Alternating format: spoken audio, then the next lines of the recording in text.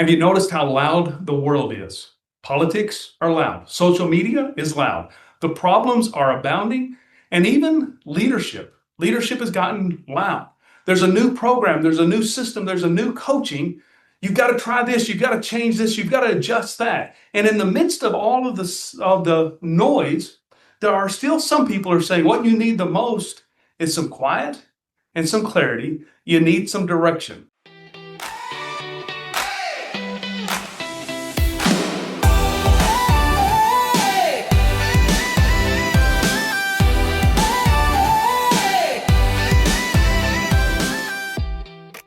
Our guest today on Kingdom Entrepreneur is Kerri Thompson. Kerri, thanks so much for joining us. Absolutely. Glad to be here. Glad that you are here. You've really made a commitment to helping leaders and businesses clarify in such a way that their leadership is different, their business is different, and then their lives and businesses are transformed. Just start by telling us a little bit about yourself and the work that you do. So, wow, that's some big things to fill, and I hope that is true. I really do hope that I'm able to give that space to leaders. So my time in business and in leadership really started with marketing and operations. I've got a background in graphic design, but I'll break it up this way. How about that? When I think about all the ways that I've helped leaders, I started with the marketing piece, which is to listen well, understand what a message is or what somebody's trying to communicate, and then find a way to get the most people to understand it. Okay. So that's where the clarity thing comes in. Right. And then I picked up the operations piece, which is very strategic, which is the execution. I think if we don't have the clarity piece, then we can't have the execution piece. Right. Even the best ideas in my, and y'all, not just my mind, but I think in a lot of people's minds is, they'll fail if they're not executed well, if we don't know who owns them, if we're not clear on where to go. So those two things, and then the leadership piece, back to that's just how do you care for people? If we don't care for people, there's no point in leadership. All you're doing is managing chaos. Yeah. You've reminded me of the Jim Rohn quote that, our strategy is so important, but culture eats strategy for breakfast. That if you don't have the right culture, if you're not leading well and don't love your people well, then all the other, without execution or strategy, it doesn't matter. Right, so, right. Okay, carry on. Tell me more about your journey. So through all the different things I've worked in higher education. Not higher education. I've worked in the education scene. I worked in the technology and media department there. I've worked in advertising agency. I've worked in a distribution type business. It was an actual medical equipment distribution company. I've worked in real estate. I've worked in just all kinds of sectors. And I have found that it doesn't matter what type of business that you're in. It doesn't matter if you're not clear with your message, whether it be to your people or to the world. Right.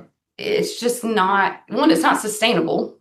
But it's just, there's a way that you can simplify things, which leads to, that's what my business is all about, is to simplify all the chaos and hopefully just at least help somebody with the next right thing, the next step, if you will. Okay. Yeah. Thanks for sharing that. I can't wait to share more and learn more about that. Well, looking back in all those different experiences in those different fields, what were some of the defining moments that you believe prepared you for what you're doing today? All of it together, kind of married all together, if you will. It's kind of like a recipe. Okay. But I would say, if I hadn't gone through hard conversations, if I hadn't gone through deciding what needs to happen and what needs to not happen, if I hadn't seen the people and known what they needed or how to be communicating, it's really the tough stuff, what I think was more defining than anything. And I don't know about you, but sometimes we go, man, I wish I didn't go through whatever it was. Yeah. My wife and I say that often. I would not have chosen this path, but I love where we are. I love where it got us. Yeah. So a lot of what I get to do, especially when I'm done, whether it be helping a client or doing some kind of leadership, training or whatever it is, and it's a very humbling thing on the other side to say, I know why I was able to do that. It's because of those hard conversations. Mhm. It's because of, the difficult things. Those were the defining things for me. Is Okay. I wouldn't have been able to connect well with people if I hadn't gone through those things. Okay. So let's spend a moment. You stepped away from a secure executive role Mhm. to devote yourself fully to simple things. That's a leap many entrepreneurs or wannabe entrepreneurs wrestle with. What gave you the confidence to make that decision and take that leap? Well, it is not me. Okay. I am. I have everything I do is locked into my faith. I mean, it is the Lord goes first. All I know is there's a difference between being secure in something Mhm. and being obedient. And I found that I needed to be more obedient than secure. And that for me, it's funny is I've only really been stepping out of that role that you're talking about for about a year. Okay. And as it was coming time, I've had this simple things business for many years, Mhm. but I hadn't fully stepped into it. And so when I do believe the Lord told me it was time, Mhm. um, I wasn't concerned that it was too late or it was too early or it was now's the time.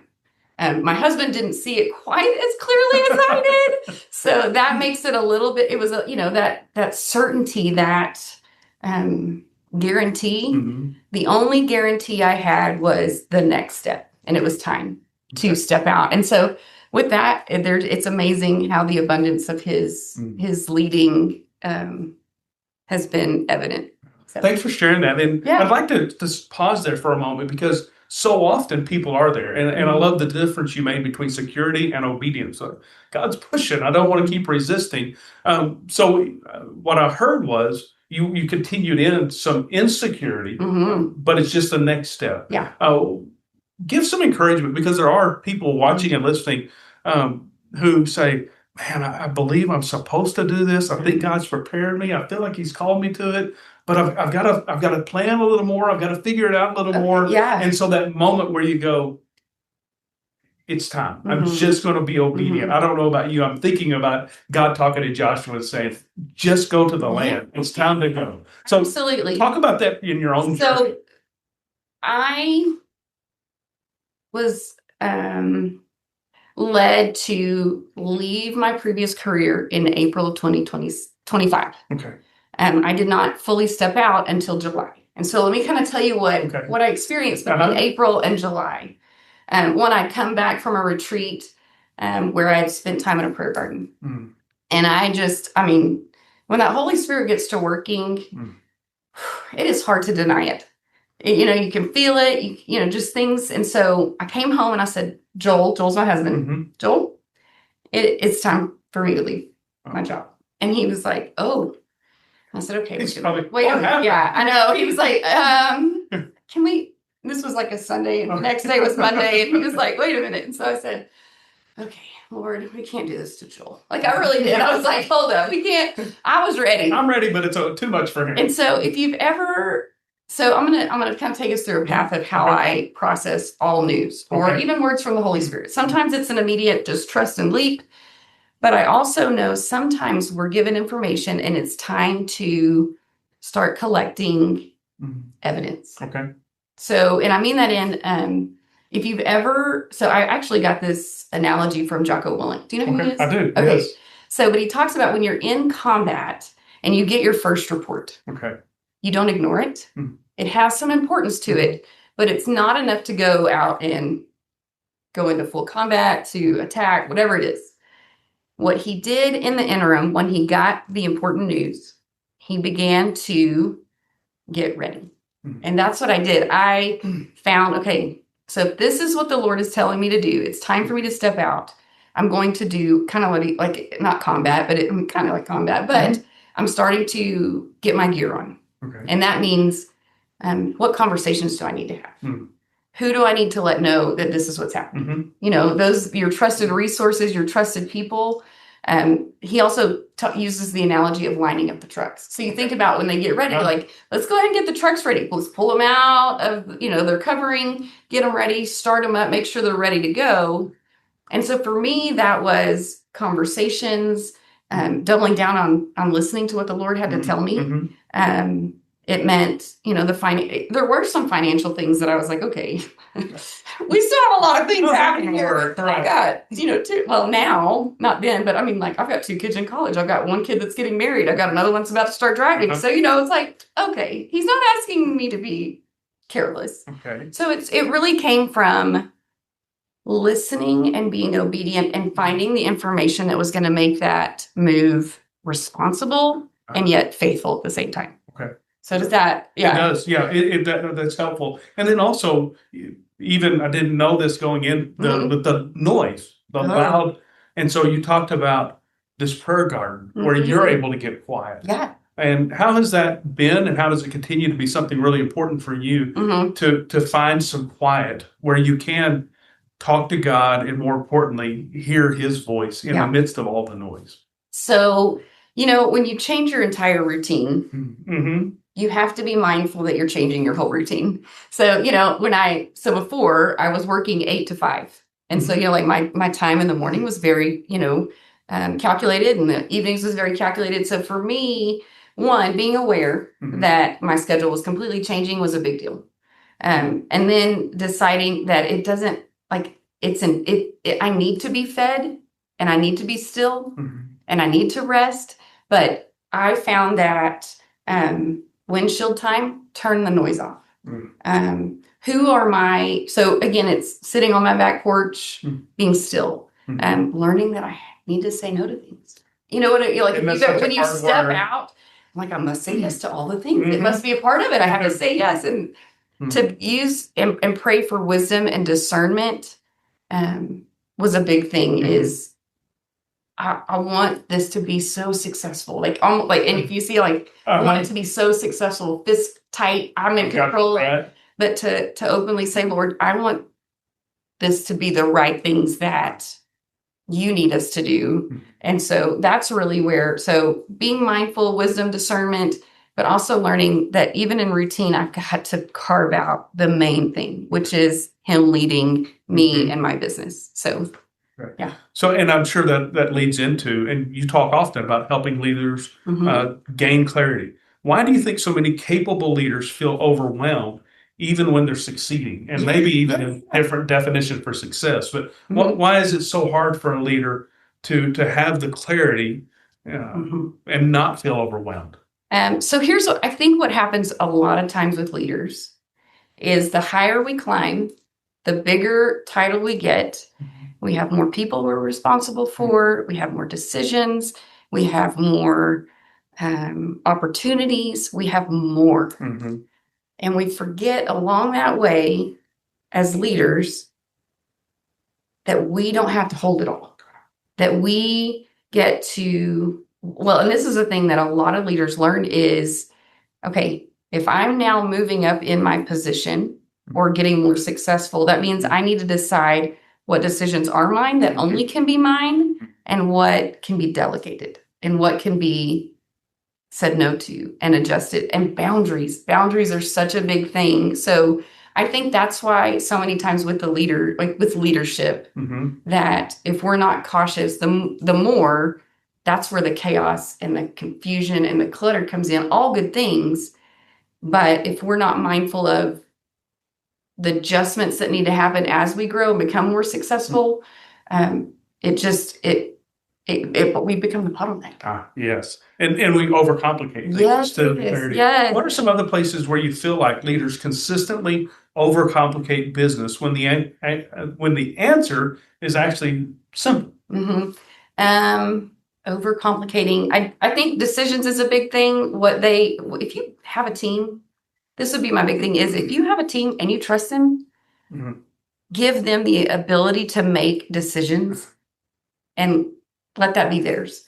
That's the part of being on a team when you're a leader. Sometimes we forget that the best teams are ones that want to have ownership in the big things, the company. So I think sometimes even delegating and getting the whole team involved is a big part of that struggle as a leader. Okay. And you've written about the importance of responding instead of reacting, Mhm. about emotional intelligence. How has emotional intelligence changed the way you lead difficult conversations and conflict? And then why is it so important for leaders to develop? So for me, to kind of give you a little bit of what I get to do is, so I not only go in and come alongside leaders with their strategic planning, whether it be a nonprofit, for-profit, family company, I get to step into the rooms and I build relationship. But a lot of times is what I do is I get to go into, I do a lot of work with co-ops. So electric co-ops, phone co-ops, and many times I don't know who's in the room. And so to be able to read a room and respond appropriately to the new audience is a big deal for what I get to do. But if I were to say, no matter who it is, if it's, leader or just peer to peer, even family, we need to be able to identify and name our emotions. That's a big thing. Emotions are not a bad thing. Emotional intelligence comes from, here's my emotions, and holding them where they need to be, and then still responding respectfully with trust and love and just clear-headedness. So if we lean all the way over here with the emotions that we have, which are not bad, they're indicators for things, we lose trust. We lose connection. And so that's, especially as leaders, we become the thermostat for the companies and the businesses that we're in. If we can't regulate our emotions, then we can't expect the rest of our team to do so. I'm smiling so big because I had a coaching conversation this morning. Yeah. And I said, is that really what you're feeling, or what's really deep in that? And we spent quite a bit of time digging in, and it felt like one thing when the real emotion was deeper, and it was different. And so I think it is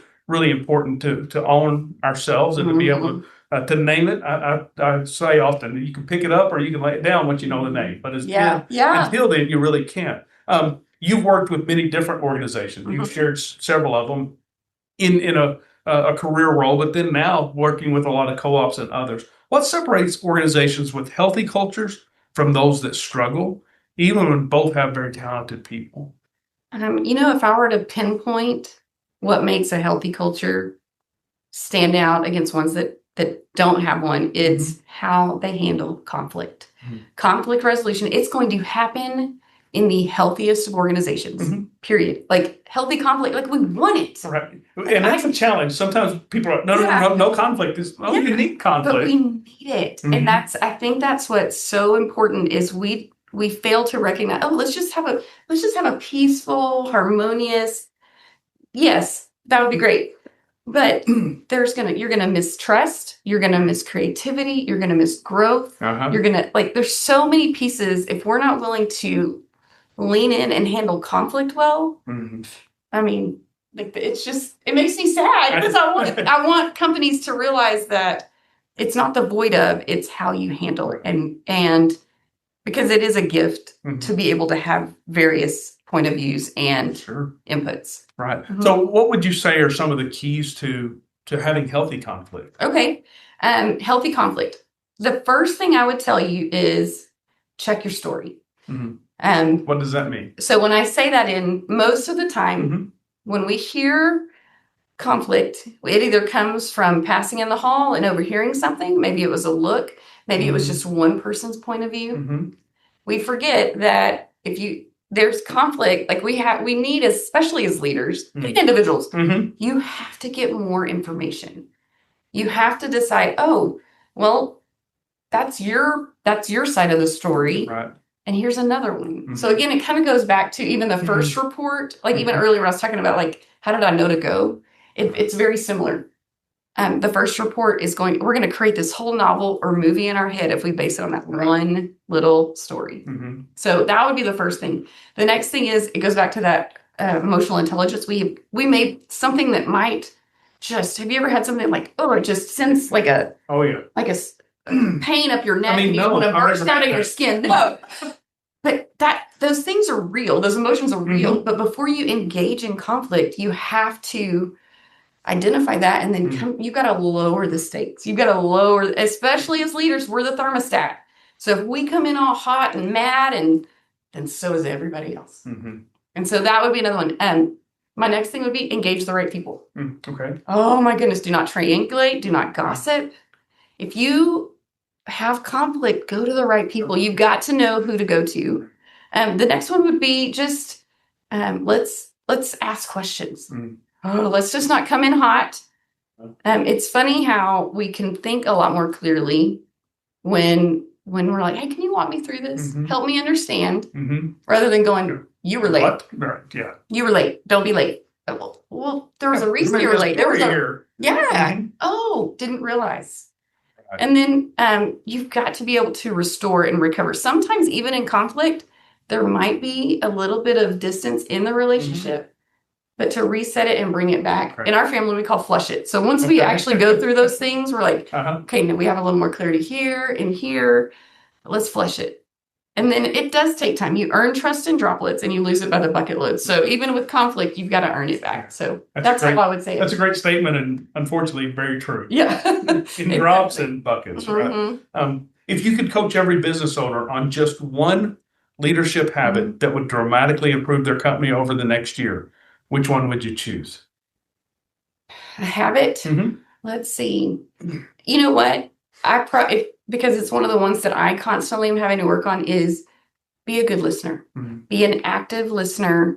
If you are leading a team, and if you are a believer, listen to what the Lord is telling you, what the Spirit's telling you. But also, you've got to, if you have built a team of great people, and especially those that are different than you, you've just got to be good at listening. Like it's just, I would say be a good listener. Such an important skill. Yeah. It's so easy to jump. As a woman of faith, yes. How has God shaped your leadership philosophy? What have you learned about trusting Him in seasons of uncertainty? As a woman of faith, I do know, one, I do not have it all figured out. I will tell you that. But I also know that if I can do things, like one, because I know the Lord, I know what love is. And as a woman of faith, if I can go into anything with love, because God is love, I feel like I'm in more alignment with how I do things, what I do, and who I'm serving. Like just that, it goes back to Corinthians or 1 Corinthians 13. And then if you jump over to 1 John 4 and it talks about, God is love. And think about those things. If I can't have that as a woman of and it's not just being a woman of faith, but it's just being someone of faith. If I can't lean into those things, it's just hard to be the hands and feet of Jesus. Yeah, so, it really is. Yeah. When you've coached a lot of different leaders across a lot of industries, how has your own definition of success changed over the years? You touched on this earlier, but I wanted to spend a little time here. Yeah. So when I think about leadership, I told you I've worked in marketing, which is listening and telling a message.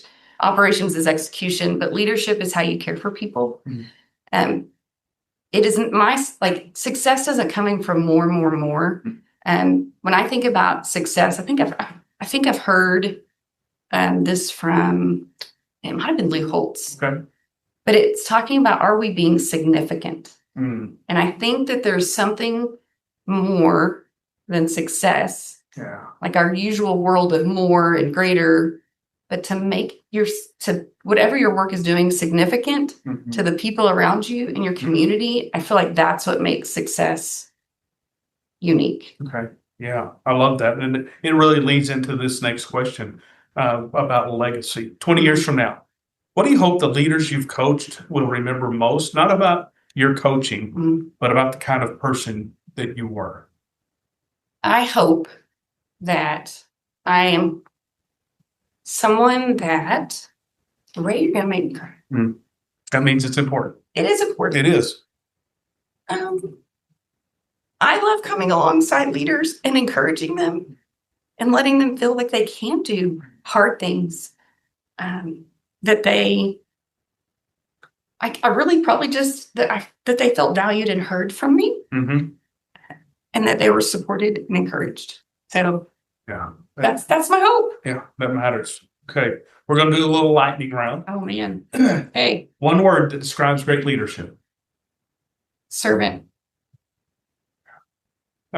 Spend a moment there because Jesus showed that way. Mhm. And I feel like servant leadership has become a cliche, and most cliches become cliches because they were real. Right. But then Right. they get used so much that it seems to be lost. It loses some of the force of it. Mhm. So for you, leadership in word is servant. What does that mean for you? It just I think it really just comes down to seeing people and supporting what they need. It's not afraid of getting dirty or even not even like I think it has even to do with not even getting recognized. Like I want only the people that are served to know what's happened. Okay. Like if that, yeah. Are you a morning person or a night owl? I'm a morning person. Okay. I have people that wait for me in the mornings at the gym, so morning it is. No, it's always been morning. Yeah. Okay. Coffee or tea? Start my day with coffee, Okay. but I end my day with tea. All right. There I you go. know. So both. A book you've given away the most. Atomic Habits by James Clear. Mm-hmm. Love it. Small, tiny habits. I got to meet him a couple of years ago, and it was I bet that was cool. it really was cool. One daily habit you refuse to skip. I think it would be God's word. If I'm not being fed, it's hard to stay connected to the one. So yeah. Favorite book in the Bible? Oh man, great. Okay, so I'm gonna go with this. Has been one of my favorites since I was probably in middle school and high school. It's Ecclesiastes. Are you kidding? Yeah. Everybody looks at me weird because it's my favorite. Is it? Well, but It is. We'll turn this off in a minute. We can just. I'll tell you this real Okay. quick. It's everything's a vapor. Yeah. There we go. Yeah. I tell people all the time, I'm no scholar of any kind. I either, if I know any Hebrew words, it's because it's funny to say or it's really important. And so that Hebrew word is hevel. Yeah, I was going to say.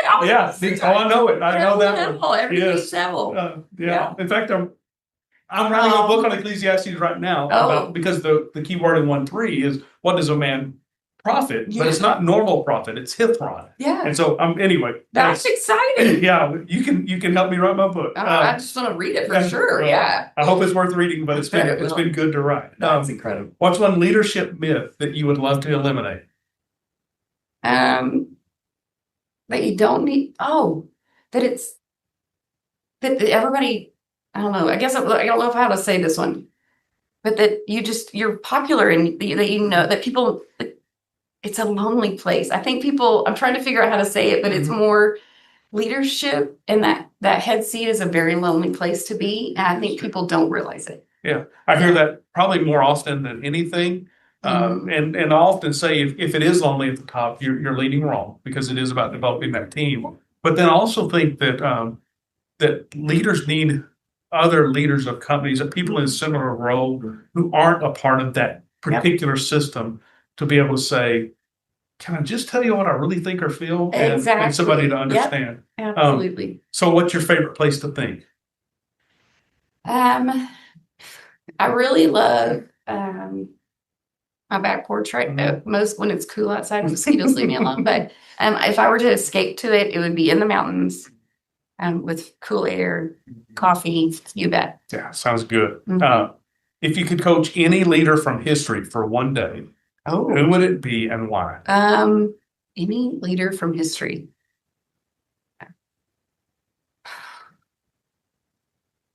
Well, I'm thinking biblical. I really would love to visit with Moses. I would be like, hey, let's visit. God picked you for a reason, man. Yeah. That's good. One of the things I love the most about these questions is I ask them, I'm not asked. So, one piece of advice every young entrepreneur needs to hear. Listen, don't come in with all of your business ideas in pen or permanent marker. Come at it with knowing what your audience and your clients or customers are going to need. So you're going to have to listen to them and adjust. All right. Last question. Yeah. And thanks so much. This has been great. You've helped me, and I know you'll help people when this is released. So good. Imagine you're sitting across from a leader who is exhausted, Mm-hmm. they're overwhelmed, and they're wondering if they're really making a difference. Mm-hmm. What's the one piece of encouragement you'd leave them with? My first words would probably be rest,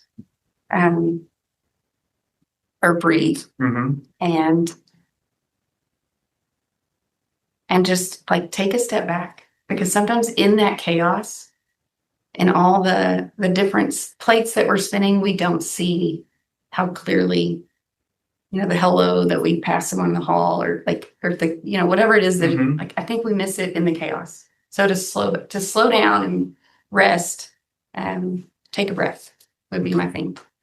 I almost thought you were going to go with another Jocko, and you got so close. You reminded me several times. He talks about when they're all there, they got their guns drawn, circle, and just a step back. Oh yeah, and I love that one too. But but that would be easier than what I just Oh, said. no, that's great.